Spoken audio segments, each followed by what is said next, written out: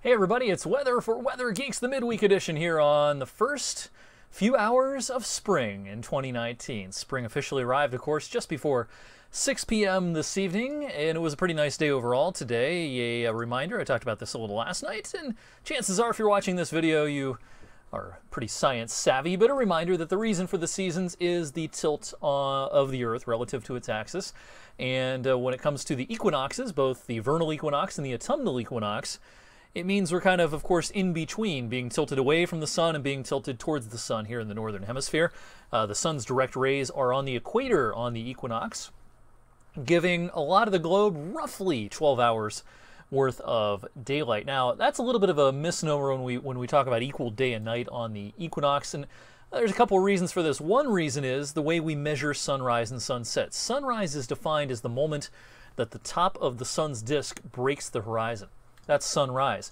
Sunset is defined as not when the bottom of the disk reaches the horizon, but when the entire disk dips below the horizon. It's not where the center line of the sun's disk crosses the horizon. If that were the case, then we would truly probably have equal day and nighttime minutes on the equinox. But this is part of the reason. Another reason, somewhat less important reason, is our latitude. We're a little bit far enough north that even if we did have, if we measured sunrise and sunset by the center of the sun's disk reaching the horizon, it would probably be a little different than exactly 12 hours worth of daylight. Another thing we have going on is refraction of light within the atmosphere can lead to somewhat different daylight and nighttime times as well. But yeah, it's roughly 12 hours worth of daylight. We had exactly 12 hours a couple of days ago, but it's pretty close on today's date.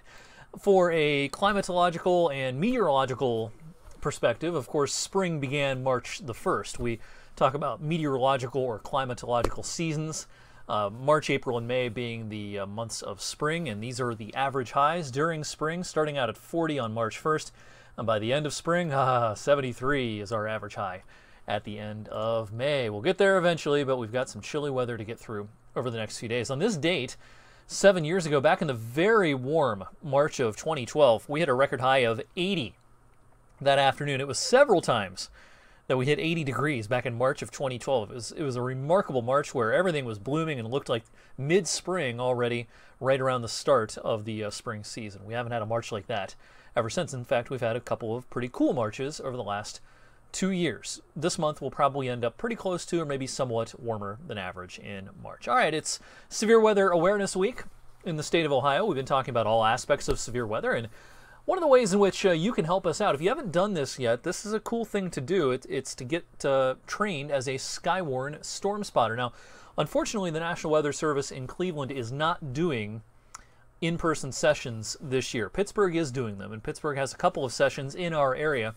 Next week on Monday, it's over in Mercer County in Pennsylvania at the County Department of Public Safety at 6:30 p.m. Also at 6:30 on Thursday of next week on the 28th at CCCTC in Lisbon.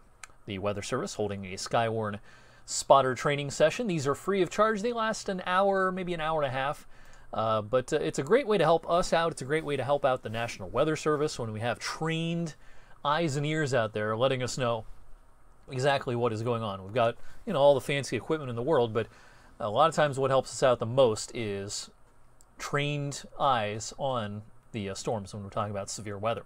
All right, no severe weather tonight, but it is going to turn into kind of a damp and gloomy night. Now, on the leading edge of this, a lot of this is not reaching the ground, but some light rain is falling across parts of northern Ohio, western Ohio as well this evening. Our dew points are real low locally, so the air underneath the cloud level is pretty dry, so some of this is evaporating before it reaches the surface, but eventually the lower atmosphere will moisten up enough that some of these higher dew points will come in, and some of this will start reaching the ground. As we head deeper into the night tonight, it's not going to be much rain. Some real light rain drizzle, some spotty showers for a lot of the night tonight and into tomorrow morning. Just plan on a damp morning commute for Thursday, nothing all that heavy, but you'll need the wipers a few times for Thursday morning. And overall, the first full day of spring is looking kind of gloomy. A lot of clouds around. It's going to try to rain or drizzle a little bit all morning into the first couple of hours of the afternoon. Actually, a good day to stay indoors and watch some college basketball as the tournament gets underway on Thursday. The raindrops will push away then by late afternoon, and then second cold front rolls through and it's back to winter. on Friday. Now, it's not going to be a day in the 20s or anything, but it's going to be in the 30s with wind chills in the 20s, and flurries and snow showers will fly. And while I doubt any of this sticks on paved surfaces, I do think that on grassy surfaces, there could be the occasional coating of snow. High pressure then builds in as we kick off the weekend. Now, if anybody's going to see some measurable accumulations out of this, it's most likely the usual suspects with some lake enhancement going on. Parts of Geauga, Ashtabula County, and especially over towards Erie, PA, up towards Jamestown and southwest New York. A couple of inches is going to be a possibility. Even that will be mostly on the grass. That high March sun angle and temperatures above freezing during the day Friday means it's really not going to stick at all to paved surfaces. But boy, bundle up. I mean, wind chills are going to be in the mid-20s at best Friday afternoon. The wind will diminish by Saturday morning, but boy, Saturday morning air temperatures will be in the mid-20s. Wind chills could be in the upper teens to around 20 degrees. All right, I told you last night on Weather Geeks we had a big change to our forecast last evening for Monday. Let's take a look at the weekend situation heading into Monday. The weekend looks fine. It's going to turn out to be a sunny day Saturday, clear sky Saturday night, and sunshine will mix with some high clouds Sunday afternoon. Now, what I'm showing you this evening is the GFS model, which is pretty aggressive in bringing in some rain Monday morning and changing it over to some wet snow as we get into the afternoon. Now, the European model, which I'm not showing you here, is quite a bit farther south with this precip shield. I pretty much left our forecast alone for Monday with a chance for rain and wet snow. If the European has the right idea, this whole thing's going to miss us to the south. But, you know, it's possible that we see some damp and perhaps a little bit of white weather on Monday. I doubt the snow, if it occurs, is anything all that impactful. But again, I took our temperatures down quite a bit in our forecast for Monday last evening, down into the 40s, and I've kept them there this evening. If the GFS were to have the right idea, if it were to be exactly right, which is unlikely 5 days out, but if it were to be exactly right, it would probably be a morning high in the 40s, afternoon temperatures in the 30s. So, you know, it's non-impactful stuff, it looks like at this point, but it is interesting nonetheless that we went from a high of 62 in Monday's forecast to now talking about the possibility of some snow. Welcome to spring in Northeast Ohio and Western PA, especially early spring.